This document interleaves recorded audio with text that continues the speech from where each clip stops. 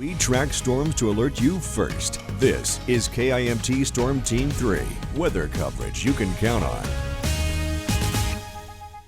Well, the day has finally come this summer. We finally broke 90 degrees. Yeah, officially 91 here today. It was bound to happen, and we're feeling it this evening and still feeling the heat as our temperatures are still right around that 90-degree mark. But when you factor in those dew points, again, they've been around 80 this afternoon, rather tropical moisture coming in.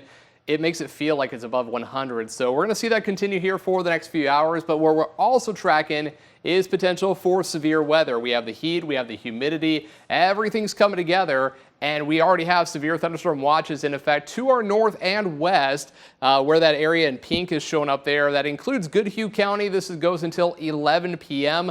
Now, we may see this getting extended into other parts of southern Minnesota and possibly even north Iowa as we're tracking those storms building in, and even more storms in the forecast overnight after about likely after 2 a.m. It's going to be a late night for some more storms rolling in from the west. But for now, it's quiet, it's hot, it's humid. We're feeling it right now, 89 degrees. You factor in that dew point at 80. That is high. That's Florida. That's tropical moisture feeding in across Minnesota and Iowa right now. Makes it feel like 106 right now in downtown Rochester. Mason City also feeling the heat. It's still 92 degrees.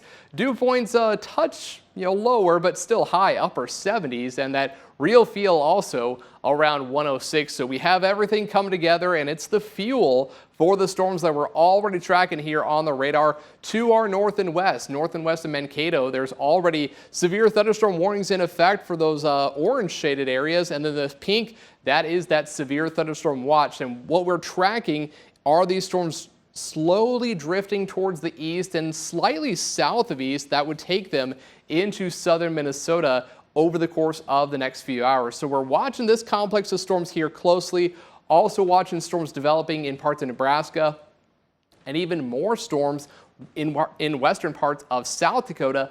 Those are the storms that would arrive here later on tonight and bring the threat for severe weather into north Iowa and southeast Minnesota. So the storms this evening likely going to be confined to Minnesota, but the storms tonight after 2 a.m., there is going to be that potential that we could see some of that activity here in north Iowa and across southeast Minnesota. So let's time it out here on Sky Tracker 3 this evening. Here we go. Southeast Minnesota seeing those storms maybe clipping parts of north Iowa, but a lot of it likely is going to stay just to the north.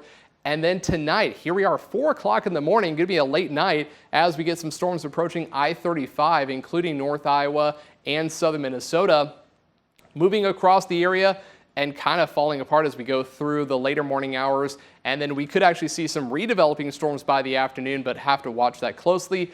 Best chance for storms is going to be this evening and overnight, with potential for damaging wind gusts, large hail. Tornado threat is on the low side, but we are tracking that threat for some high wind gusts and also some very heavy rainfall. Now, we do get a break in the activity here on Wednesday before we're tracking another round of storms on Thursday, but after that, looking ahead to sunshine this weekend and also some cooler weather, highs in the lower 70s here for Sunday and Labor Day Monday.